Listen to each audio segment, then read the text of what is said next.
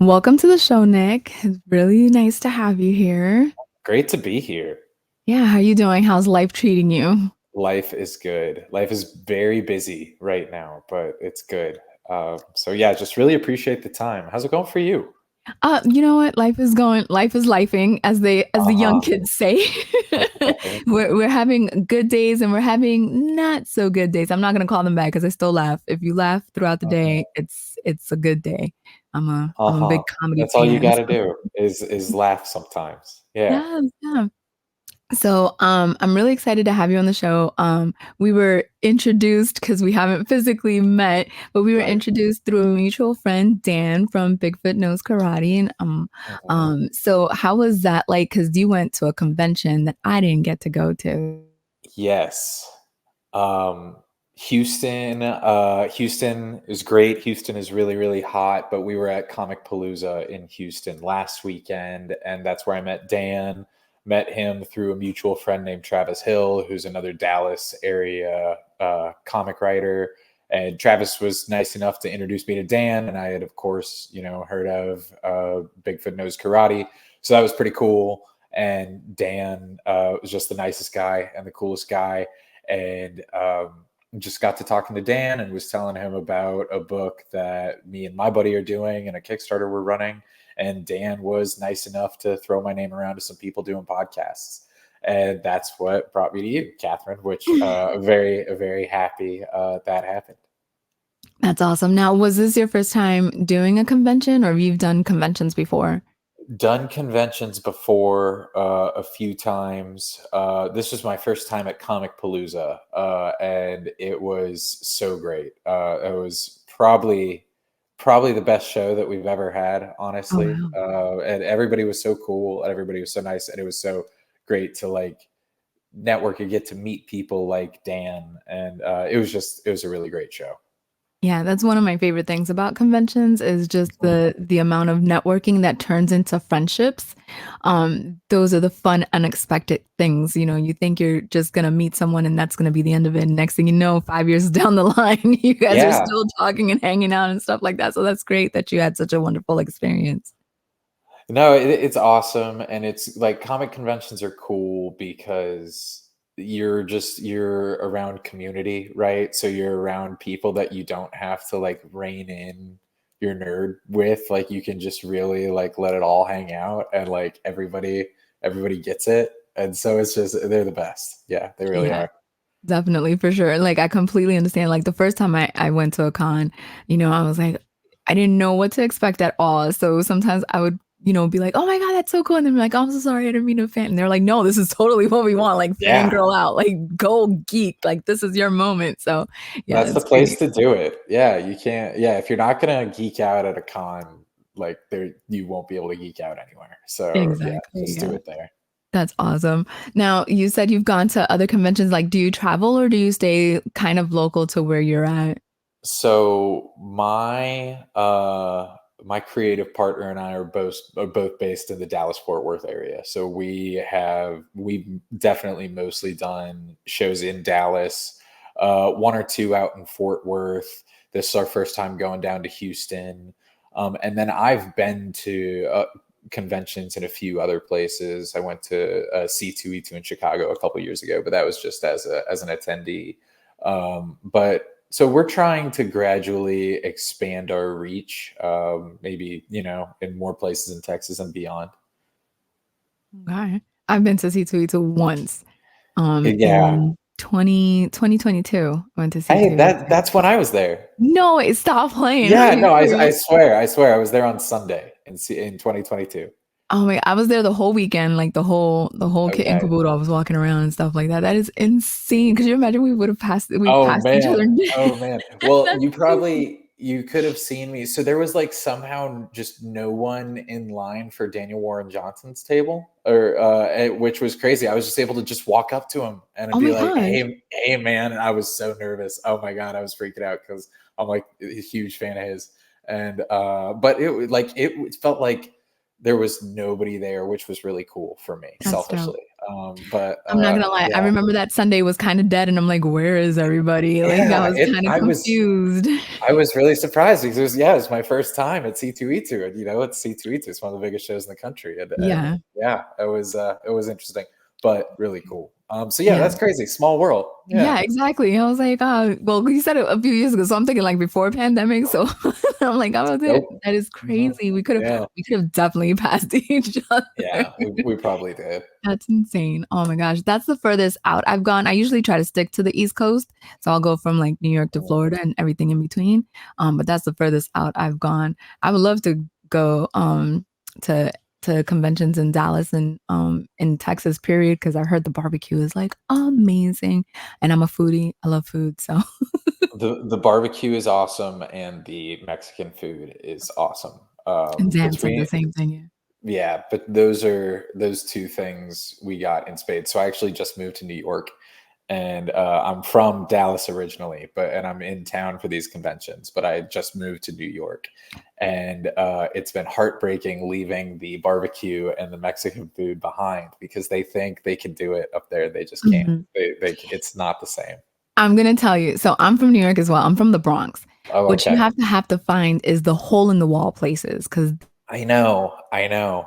now, I'm not gonna sit here and say we got barbecue. We don't have barbecue. We don't have we have we don't have barbecue. We have Uh-huh. international foods, but you have to find like the hole in the wall restaurants, not like the fancy dancy ones, the hole in the walls that you're like, this is suspicious. That's the best ones to go. I love a good hole in the wall, and like New York is the best cuisine in so many categories. Like yeah, and any sort of like Asian dish, Italian food, obviously, like Mediterranean food, Indian food.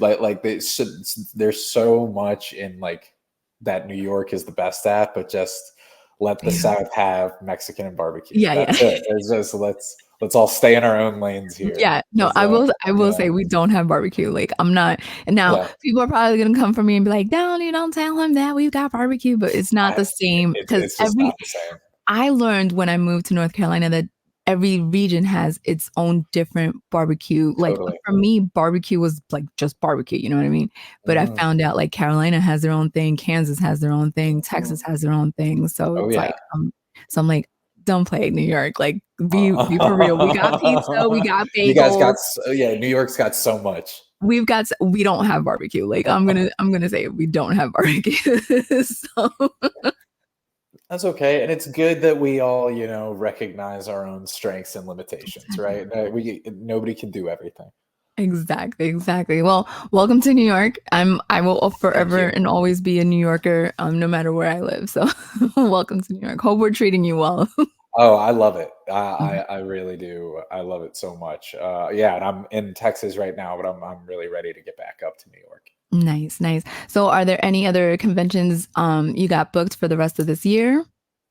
So we're actually going to be doing Dallas Fan Expo this weekend, Oh, okay. which is pretty cool. Yeah, and so the Comic Palooza and Dallas Fan Expo 2 weekends apart. There's a lot going on there, but Mhm.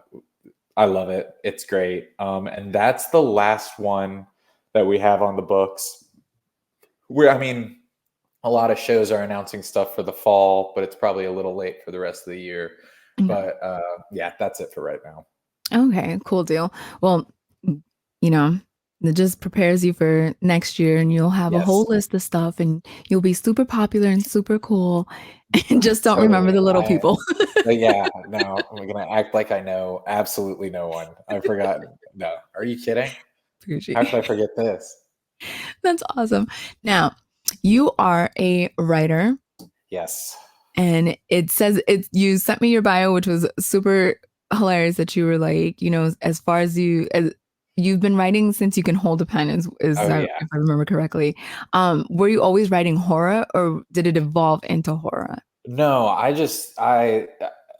was just always writing just stuff, just like anything. I don't even it's kind of weird thinking about like what genre like my early stuff was. So I definitely remember when I was a kid, I was making my own comic books, and that was like superhero type stuff. Just but my dad, was helping me like staple pages together and everything, which was Aw. cool. Yeah. Yeah, no. And then as I got older, I really fell in love with horror stuff and horror movies specifically, and and kept getting deeper and deeper into comics. So just as those two kind of obsessions grew, they sort of became intertwined. Okay. Now, was your dad the person that introduced you to comics, or did you find comics on your own? No, I found comics on my own. Yeah, my dad didn't have any comics at all. I remember going over to a buddy's house and he had his dad's old comic collection and looking through. And then I went home to my dad. I was like, Dad, do you have any comics like this? They're so cool. And he was like, no. He was like, absolutely not. He didn't have one. So I built it all from the ground up. So yeah, I think honestly, probably my first two gateways into comics, distinctly that I remember, were the Captain Underpants books, uh, Nice. which are so great and so Yeah. funny. And then comics adjacent, but definitely was a gateway, was actually the X-Men animated series. And so that, but those two places really was where, yeah, I Yeah. started. That's awesome. Like nobody ever really gives like Captain Underpants like the due credit for the younger generation, Yeah, like because it's it was comic, but your parents didn't, or not so much like your parents, like you specific, like you in yeah, yeah, general, yeah. because your parents didn't want you to crease anything in the comics or bend Right. it and stuff like that. And Captain Underpants definitely was a good introduction to comics for a lot of children. So Totally. I'm glad you gave that proper shout out too. Oh yeah. Yeah, shout out Dave Pilkey, big time. Yeah. He's yeah, great stuff. That's awesome. So you started collecting and you went straight into X-Men, or did you dabble in like a little bit of everything? You were like, let me get DC, let me get Image, let me get Dark Horse. S- So when I first started collecting, I would just go with my mom to Half Price Books and they would sell these like bundles of just back issues that like Okay. you just get like, 20 back issues for like $5 or something like that. And so I would just like buy those. So it would be like everything. It would be like old like action comics and like all the like image stuff from the 90s, like and a lot of like, but I really uh I've definitely collected mostly X-Men over the years. That's been I'm still to this day. Tomorrow Uncanny number 700 is coming out and I'm so excited. And yeah, so yeah, a little bit of this, a little bit of that. And the collection's definitely grown pretty big, but mostly X-Men for sure. Okay. So I'm interested in knowing, what did you think of X-Men 97? Have you Oh, watched it?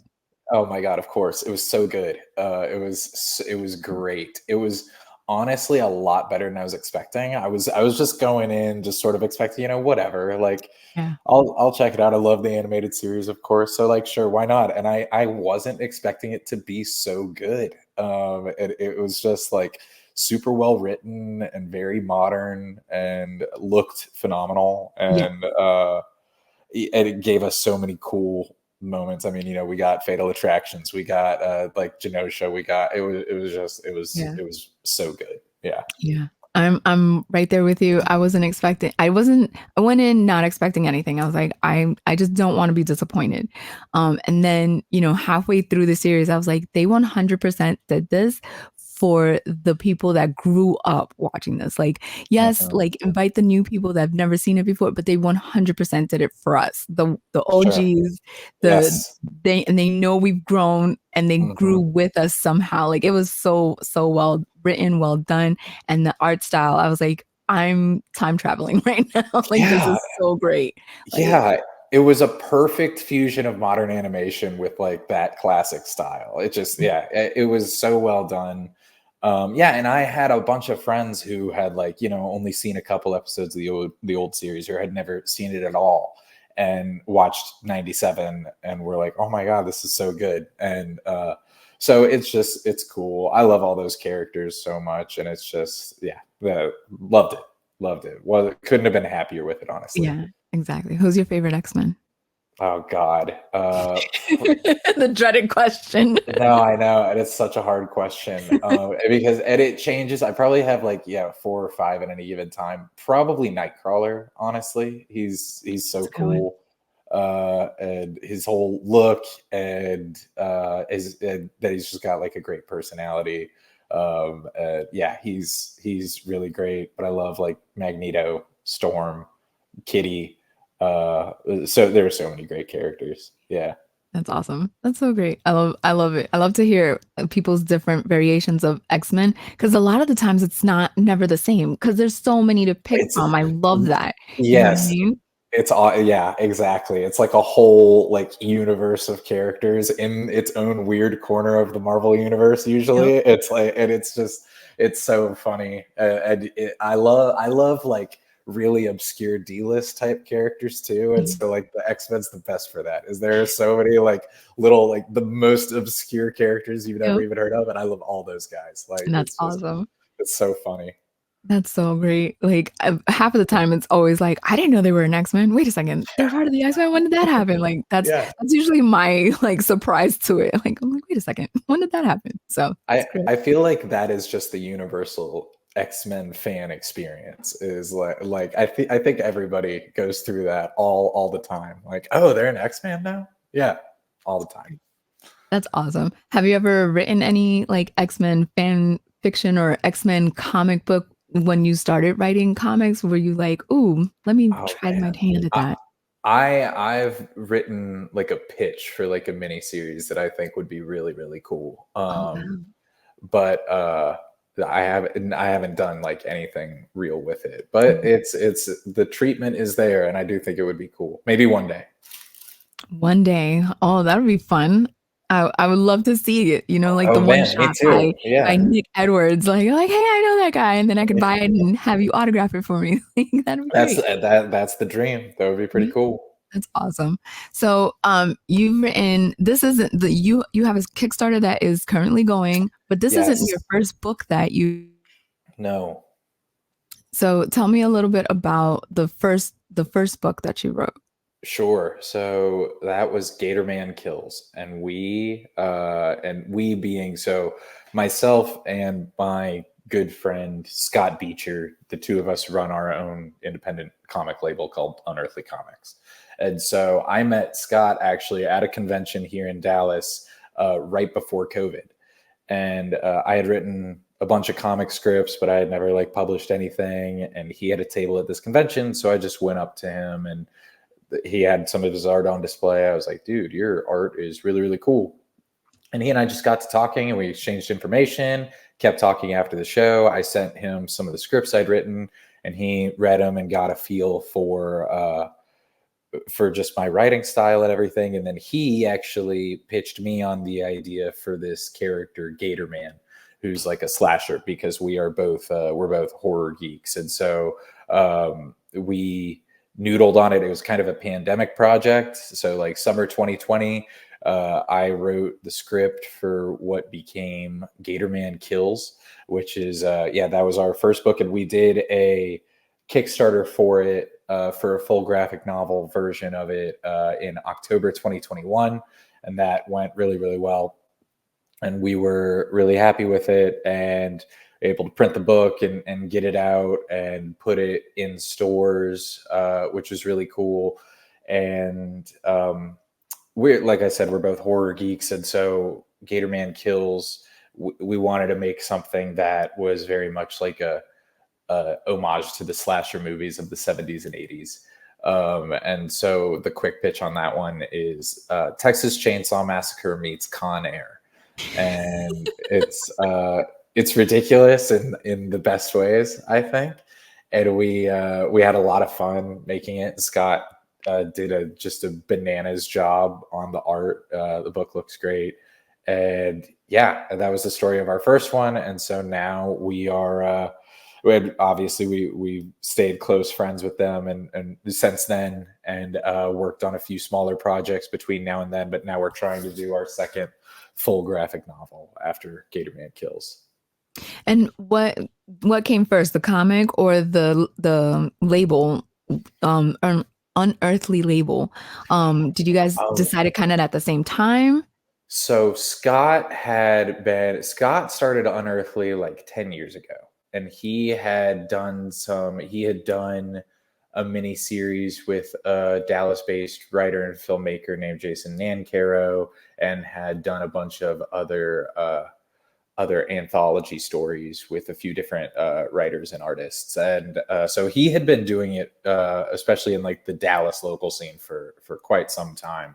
And it was really cool. Yeah, he took a chance on me. He needed help with coming up with an actual story idea for his Gatorman character, and we really work well together. And he's the best. I hope you get to talk to him sometime soon, because he's a super cool dude.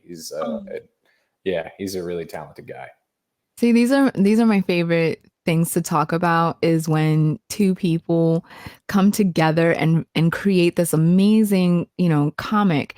A lot of the times it's instances like what you had where you went up to him and you were like, "Hey, hi." You know what I mean? Yeah. Um, or they send an email because they admire a person's work, whether it's the writer to the artist or the artist to the writer. Mhm. And next thing they've created this super immersive, super fantastic comic book.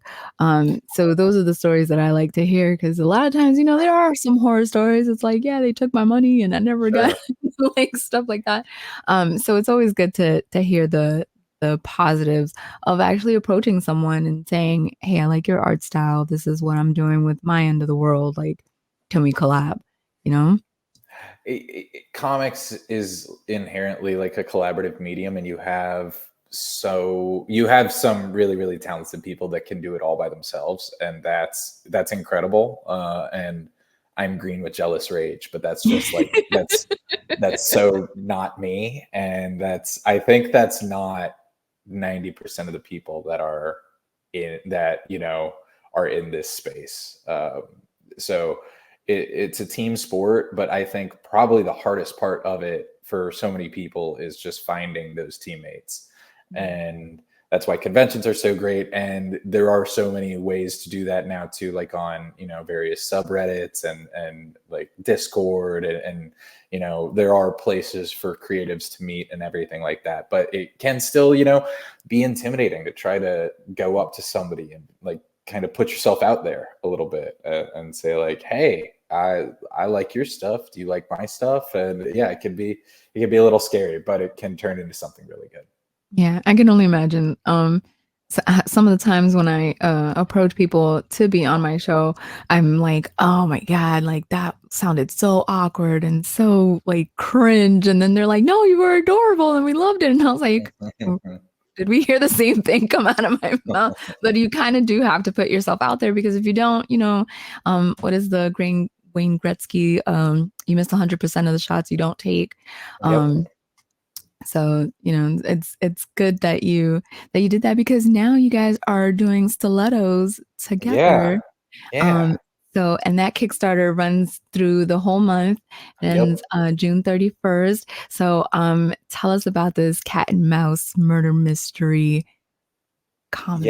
yeah. No, we're really excited about Stilettos. Stilettos is the quick pitch on that one is promising young woman meets the most dangerous game, and it is a modern day revenge thriller with a lot of horror elements. It follows a young woman, a dancer named Jenna, she's really down on her luck. She's having a tough time. She just found out she's pregnant. Her boyfriend just kicked her out. She's crashing on her best friend's couch. And she gets roped into dancing and working as a party girl, basically, at this very high end, luxurious bachelor party that's being held in this very fancy but very isolated mountain estate. And so she goes there to make some much needed money, but little does she know that the bachelor party is much more sinister than it initially appears. And without getting too much away, she's got to rely on her wits and her tenacity to make it out of this alive. And it's cool. It's cool to see this project come to life, and if we think that a lot of people will like it, and Scott is just going crazy on the art, and yeah, we like to make monster stories, but it's cool finding a monster that people aren't really expecting. And yeah, we're excited about it. That's great. Now, so do you guys take any inspiration from which era, like 70s, 80s, 90s, early 2000s horror, or is it a little bit of everything, or you guys just have that I don't mean it in a horrible way, but that No, yeah. evil that evil Yes. mindset, like, Yes. you know? We are both super evil. We are both super messed up guys who just think dark thoughts. No, yeah, I love I know I speak for Scott too. Well, he's got an encyclopedia type knowledge of horror. But me, I mean, I love it too. I've seen movies from all throughout the decades, and I love it. I guess a lot more of my favorite horror movies, though, are probably from the past 10 to 15 years, I would say. I think there's a lot of really cool modern horror that's coming out and popular right now. So it's an exciting time to be a horror fan. But we wanted to go for something, a little more retro, pulpy, grindhousey with Gatorman Kills. But with this one, the goal is to tell a much story set in 2024 and just a present day story.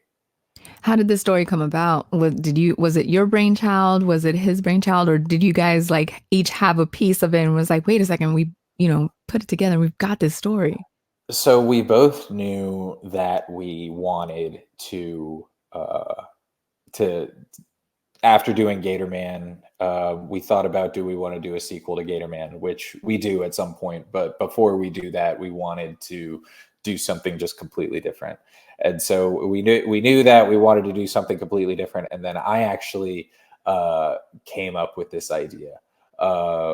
I've had friends who have danced and danced at parties and things like that, and just you hear stories about guys being crazy and doing crazy stuff, and it just seemed like a ample opportunity for horror and for suspense and everything like that. And Scott really liked the idea of a horror story unfolding in this snow covered mountain estate. So visually, I think he was really excited about it. And yeah, and again, so it was originally my idea, but as with everything, it really morphed into our thing. And yeah, we're both really excited about it. That's awesome. I can tell that you're excited about it because you kind of light up when you talk about it. Like you have like this different kind of smile happening. Oh, It oh, happens with a that's lot of like the people that I interview when they talk about regular stuff, they smile or whatever. But when they talk about it's a whole different glow. It's a whole different. So this is your current baby right now. yes. Oh, Yeah, yes. Yes, that's this great. is my child. Yes, Yeah. absolutely. Now, was it the original plan to do about 90 pages or so, or is it just that's how just it evolved into?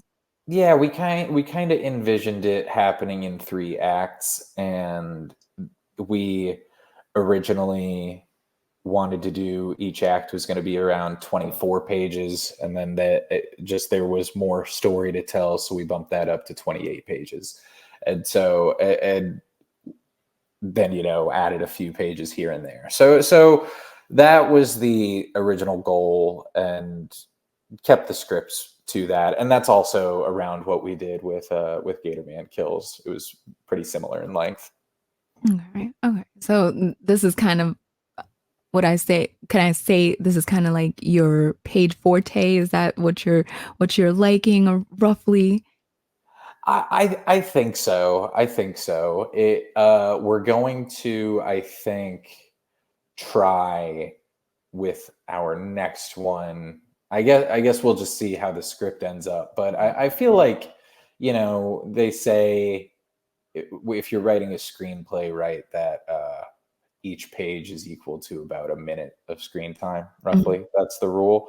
And I personally think like 90 to 100 minutes is a perfect runtime for a movie. That's the best Yeah. time. And, Yep. and so, and I know it's not a one-to-one comparison with a screenplay script No, versus but a I get comic it. script, Yeah. but there's some similarity there. So yeah, don't, I think, yeah, a nice 3-issue miniseries that's, that's digestible, I think. And especially for indie people, it's, you do have a lot of indie people that can do like huge, several hundred page graphic novels, and that's incredible. Yeah. But we're just, for right now and what we're trying to do, it just makes more sense to do a little smaller scale stories. Yeah. Well, and especially like with your genre, it's always a twist, or, the story has to definitely keep kind of going and escalating and having Mhm. those peak moments, whereas certain other stories can have kind of like a lull, or a a couple of pages of a huge action scene, stuff like that. So it makes sense with your genre of it being horror, of the pacing of it all. When you first started writing horror comics, was it a little difficult to find the pacing, or did it come like second nature?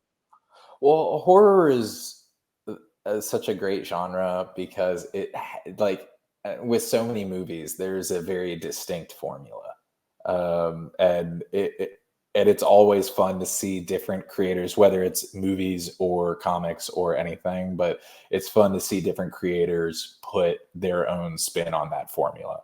So, like with a slasher movie, like take Texas Chainsaw Massacre for example. I mean, you meet your characters, they find themselves in a weird situation, bad stuff ensues. There's maybe like a survivor, maybe not, and you've got people getting picked off. It just like it, or like Cabin in the Woods is a perfect like deconstruction of the Mhm. whole formula and everything, and I love that movie. And so it's fun to, it's almost like Mad Libs in a way. It's just like you could just like have fun with the formula, and that's what I really like about writing horror. That's dope. I wish I had. I'm not gonna lie. I wish I had Scott here as well, because I would love I to know, yeah. understand like his part of it as well, like how it all. Because the two of you at this point are a puzzle, a nice connected puzzle with this comic. So I kind of would love to see his thought behind how he draws and creates the characters that you write. Mhm. So, I make it a point when I write scripts for Scott to be very vague in my descriptions. I like to, because I think you see it for like the 1% of, or I guess like 0.01% of people who like read comic book scripts, you see like that different creators have like different varying levels of descriptiveness in their scripts. Like you've got like mhm. Tom King, who will write like man walks into a room, and then you've got like Alan Moore, who will write like 5,000 words on one panel description, talking about like somebody drinking a glass of water for like several pages. And so I like with Scott, like I definitely, and I've done some smaller comics with some other people too, but I do try to be a little vaguer in my like descriptions and descriptions of like characters. Like I might give like some super basic info, like race and rough age range, but like when it comes to the looks and stuff like that of people and everything like that, I like to let the artists do their thing, and it's almost always been cooler than like what I had in my head. Yeah. And so just, yeah, let them do their thing. I was getting ready to ask if you do that because you want them to just to have that Oh creative yeah. freedom and be able to create what they feel like, so that's good that you Totally. let them shine with their own talent as well. Well, it's a team sport, and if there's something like specific, really specific, that's like Mhm. important to the story and everything like that, then I'll make note of that. Okay. But yeah, if it's just, yeah, the look and feel of everything like that, like, yeah, you gotta trust your artist and your partner, and so it's cool. Yeah. So now, is this your first time doing a Kickstarter? No, so we did a Kickstarter for Gatorman Kills, Okay. and that we met our goal in 5 days there for that one, which was cool. Nice. And so with this one, um, we are like just under 80% of the way there, which is cool. So, and we've still got most of the month, which is awesome.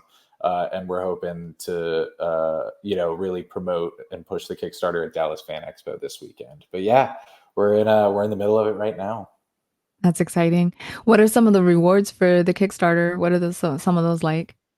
So we have so we've got the trade paperback in physical and digital editions, and then we are doing we started with 15. I need to check and see how many we still have, but just early bird backer specials that people like fit the first 15 backers if they want, and it's $5 off the cover price, which is the cover price is $20.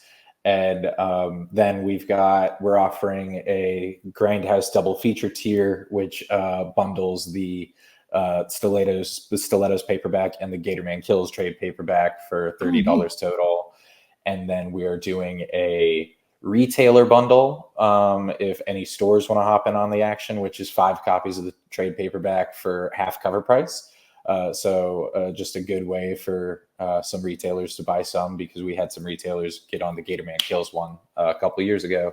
And then we're also offering a variant cover of the trade paperback. Scott really wanted to do a holographic pink foil version of the paperback. And I love a good gimmick cover. I love anything like any sort of holograph or any kind of like, just any sort of gimmick cover. I love it. And so, yeah, I was super down for that. So if we really, I mean, a great goal or a great thing would be if we were able to hit some stretch goals with which we've got some ideas for. But right now we're just trying to get to that main goal, which I feel like we'll be able to do. But I guess you never know. Yeah, no, I'm sure you will. And Yeah. I'm finding out that you and I are so much alike because I'm a sucker for like cover variants, the Yes. foils, the gimmick stuff too. Um, the first copy of Bigfoot Knows Karate, I have like about 5 of the same like book, but Nice. because it has different covers, like guess the foils and stuff like Mhm. that. And Dan was like, "Why?" And I'm like, "Cause they're different, but I They're love different. it." Yeah, They're different. Real ones understand. yeah, exactly. I have like 12 copies of X-Men #1 from Jim Lee and Chris Claremont. I've got Damn, like nice. just like all I totally understand. Yeah. Yeah, and like people and so a lot of the times I don't a lot of the times, 100% of the time, I don't tell my husband about the Kickstarters that I back until they appear because I do that. Because I have like, oh wait, you have 4 different covers? I'm gonna get all 4 different covers. Like I need to have all 4 of them. Just because again, different artists are on the cover, the foil, like you said, the gimmick stuff too. I'm a big gimmick fan too. So Oh, I love puns, I love dad jokes, I love like yes. play on words and all that kind of stuff. So I completely get it. I'm loving that we're becoming best friends and Yes. bonding over the Re same real comic bonding book happening right obsessions. now in real time. It's so Yeah, awesome. Yeah. that's great. Oh my gosh, that's amazing. Um, so do you already have plans for after Stilettos, or are you more of a let's finish this project and then, Yeah, one thing at a time, I think. We have definitely talked about where we want to go after Stilettos, maybe back to Gatorman, because he might return and do some crazy stuff. You never know. Maybe something else too. There is another. I'm working with a different artist, a guy I met up outside of Philadelphia on a 2-issue miniseries that we're going to collect into a standalone graphic novel as well. But that's probably going to be coming maybe near the end of this year or early next year. But one thing at a time right now, because we really at Unearthly Comics, it's a 2-man band. It's yeah. we got 2 of us, and we got like everybody else, we got big boy jobs too, and life stuff, and so you try not to get out over your skis too much and just focus on attainable goals in a realistic time frame, so to Mhm. speak. But yeah, we've got some ideas, we've got some threads we could pull. Okay. Now, for those that are maybe wondering, how do you stay organized and how do you stay focused on the one you don't? No, you Because like that's just not a real thing. you don't at all. It's always overwhelming and confusing, and it never stops being that way at all. And you just gotta persevere day by day. No, I mean everybody has a system. Everybody has Mhm. a system. For me, I mean, just I have 5,000 tabs open in Google Chrome at any given moment, and bouncing between email accounts, and got my 5 Microsoft Word documents of notes that look like serial killer manifestos, and so it's crazy. Yeah, You have that one person that's like, hey, if something happens to me, erase my search history. Like, yeah, yeah. Nobody. Yeah, I hope nobody ever finds it. Yeah, that's totally. great. Hmm. That's great. No, and like again, I'm just finding out that we are pretty much the same person Yeah, because yeah.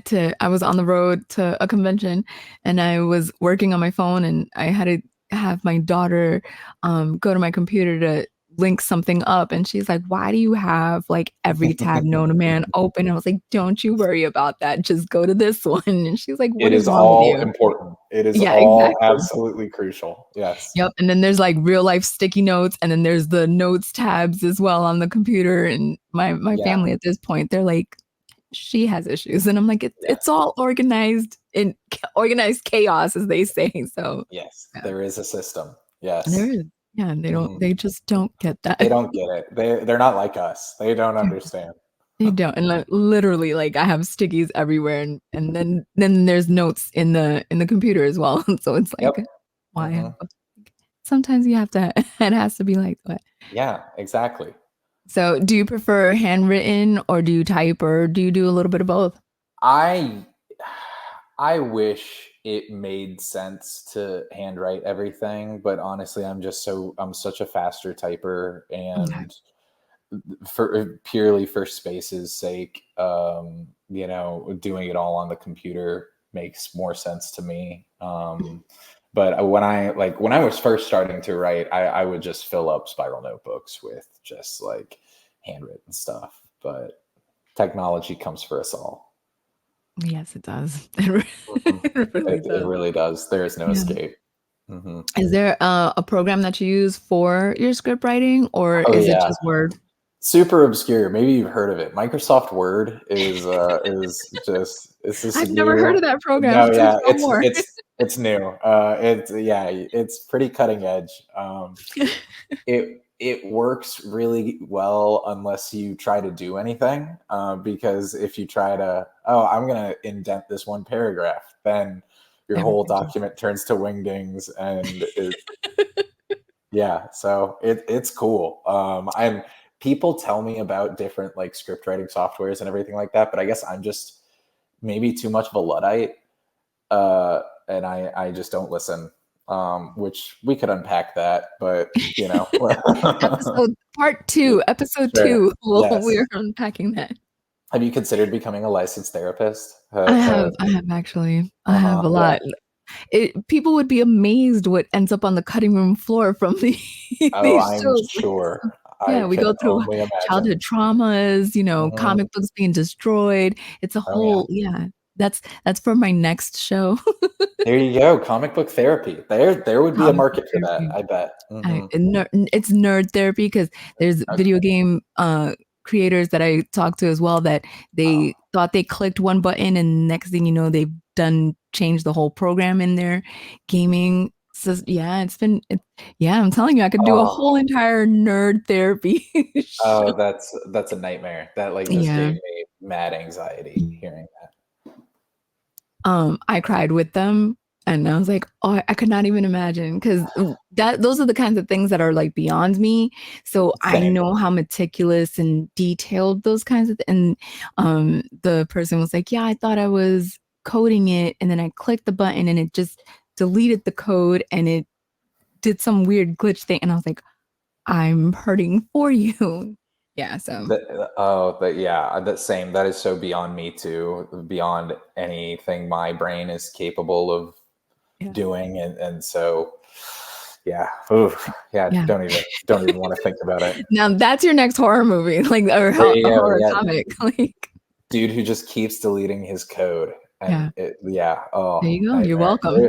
That would be scary for a large subset of people. Yeah, you're welcome. Thank 10%, you. please. That's Yes. all I ask. Okay. Yeah. Now you got those royalties coming to you. Yeah. Thank you. Thank Uh-huh.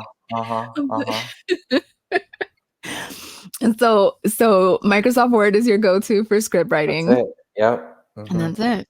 It doesn't That's have to be rocket science, guys. It just could it. be as simple as Microsoft Word. It could be simple as Microsoft Word. We're low cost operators here. I'm not spending top dollar on this stuff. We're working with what we got. Sometimes you play with the hand you're dealt. Yes, exactly. Like, all jokes aside, that's what I tell a lot of people too. Because so I stream video games, and a lot of people are like, "Well, you have high end stuff," and I'm like, first of all, let me explain to you how I started. Just because I'm ending like this does not mean I started this way. Sometimes Mm-hmm. you gotta work with what you got, and then you put a penny or two in savings, and next thing you know, you can get the fancy stuff. But don't go into debt. Don't go into debt doing the stuff that you love to do, because then you can't do the stuff that you love to do. And then So, it becomes a source of stress. Like mhm, if it's putting you into debt, it will become a stressor in your life, and then you stop loving it. And so mhm. you gotta, stay in your lane. Don't, yeah, exactly. What games are you playing right now? So I'm an Epic Games partner, so Fortnite, Oh, cool. I kinda have to play Fortnite. Got Um, it. yeah, so kinda have to. And Uh-huh. then, I got Call of Duty, so I play that. And then I play, storylines. So I got the Spider-Man 5, PlayStation 5. So I played Nice. that one. I've got Nice. God of War. I've done all the God of War, the remakes of Tomb Raider, which I absolutely love. Now you've got me geeking out about my Yeah, stuff. no, let's go. Let's go. I love it. So yeah, I'm a big video game Very cool. yeah, since the Atari. That's how old Oh, I am. Yeah. OG. Right Yeah. on. Respect. Gee, yeah. So I've been playing, and now I get to do it for fun, and people get to watch, and it's more comedy based than Yeah. I always tell people, like, if you want to watch an expert, go watch Ninja or Chica or Tactical Grandma. If you want to laugh and unwind, that's me.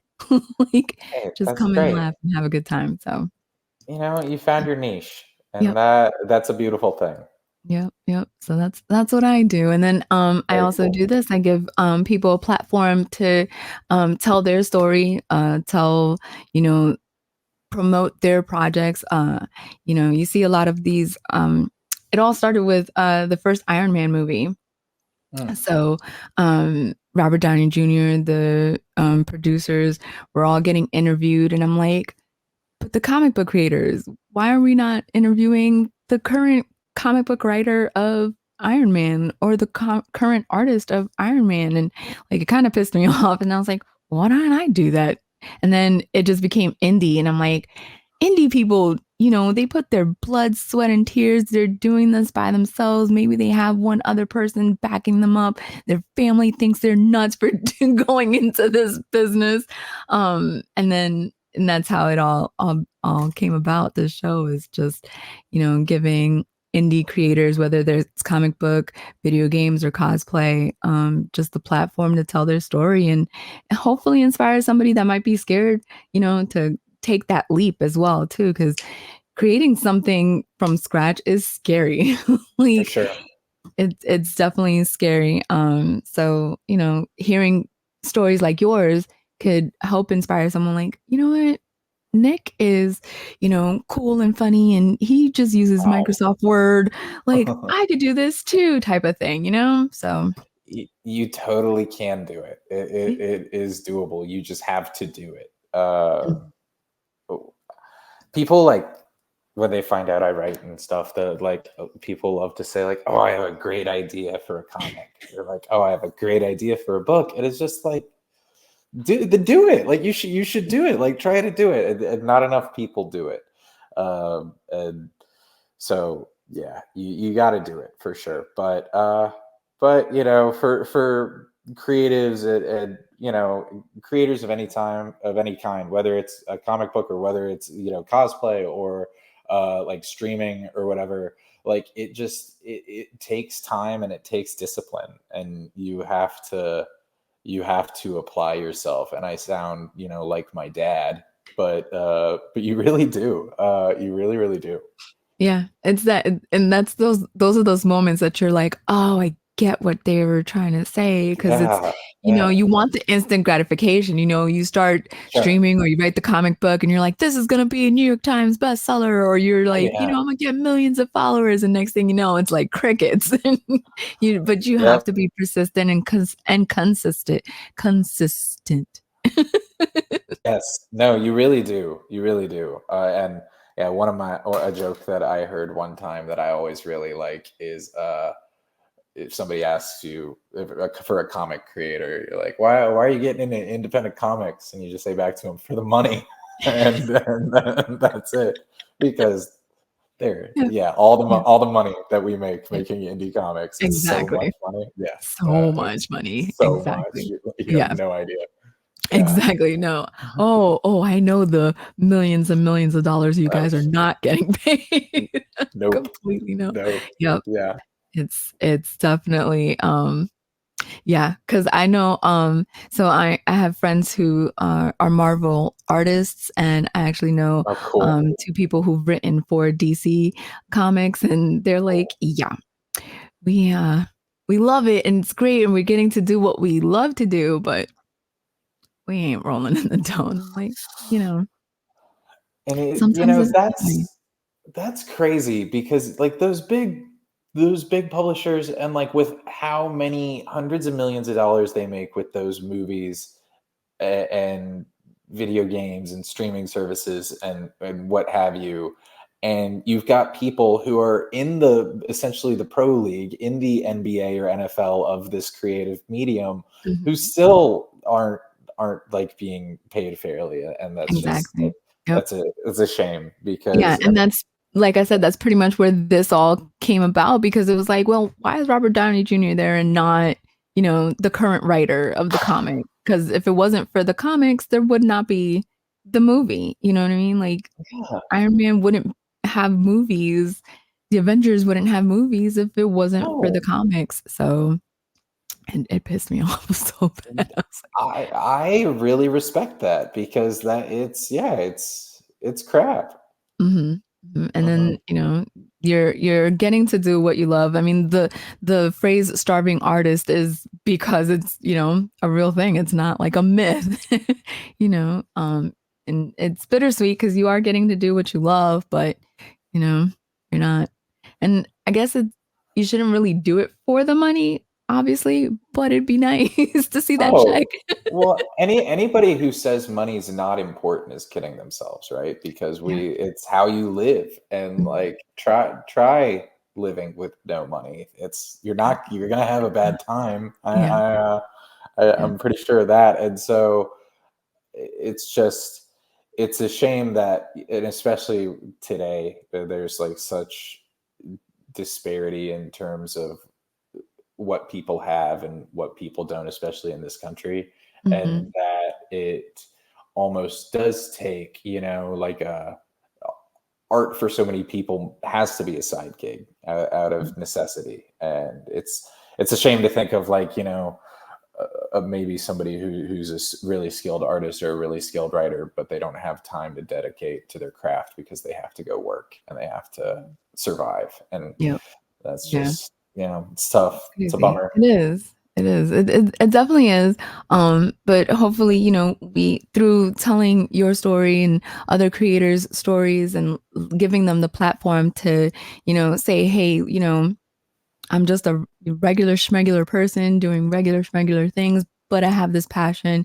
Hopefully it'll ignite some type of passion and motivation for somebody else to actually, do it too because we all have talents. We all have our different skills and it's just a shame if somebody's, you know, doesn't know where to begin, right? They don't know what to do, or B, they might feel that they might not be good enough, and then they see somebody that's kind of like them, and they're like, wait a second, if they can do it, I can do it too. Like, let me try and let me do that. So, that's the hope, anyways. Because, no, it's not easy because nothing in life is easy, Mhm. but you can make some great friends along the way, and learn new things. And then maybe you can even find out that you have a different talent than you realized as well, too. So there's a lot of different things that could come from it. So Mhm. It's been an interesting journey for sure. what's one of the things that you learned that you were like, I didn't even think to learn, like you weren't looking for that lesson, but you learned it? Oh gosh. Always one very practical piece of advice is always put a barcode on your comics if you try to sell them to comic book stores, because if you don't do that, the store owners may get mad at you and yell at you. Yeah, that did happen once. The vast majority of comic book store owners that I've met have been super, super cool people, Mhm. but not all of them. And so that was one thing that I learned. I don't know. Always bring a Sharpie to conventions. That's another thing that I learned, because I one time asked the first time somebody asked me to sign something for them. It was a completely alien experience to me, and I did not. I was unprepared, and I did not have a Sharpie, so I had to go to the guy in the booth next to me and be like, "Hey, man, do you have a Sharpie?" And that was humiliating. And so that was, yeah. Um, No. there's so much more. I've learned a million things. How much time do you have? Again, part two, Yeah, nerd yeah, therapy. yeah, I yeah. got you. Yes. That's a good one to know, though. Those little tidbits help. Where can people find you if they want to follow Oh, you? yeah. We are definitely most active on Instagram. We are at Unearthly Comics, all one word. It's, yeah, pretty straightforward. We've got a website, www.unearthlycomics.com. We're also on Twitter, but we never tweet, and so it's, no, don't go on Twitter anymore. No, Anyway, no. just in general, unless Yeah, you want to see a bunch of porn bots. correct. Thanks, Elon. Yeah, But exactly. yeah, no. We'll yeah, find us on Instagram or check out our website for sure. Perfect. And all of those will be linked in the description below. The Kickstarter is going until June 31st. Definitely check it out. Nick, thank you so much for stopping by and like hanging out with me. And now we're besties. No, now we are friends forever, and Yes, nothing will ever come between us. No, exactly. this has been so great. Thank you so much for having me. This has been super, Yeah. super cool. Yes, and when I make my trip up to New York, because I visit every so often, we're Yeah. gonna go get some pizza and bagels and live our best foodie life. Yes, yes, and not the barbecue, And but not the yes, barbecue, no. pizza and bagels and everything else. Yeah. 100%. Let's do it. Oh, that's awesome. Great, great. But thank you so much. Yay, and that's it. Bam, bam, Yay. bam, bam. Well, if you want to learn more about Nick and Unearthly Comics, all the links are in the description below, including the link to the Kickstarter. And if you enjoyed this show, you'll enjoy this one as well.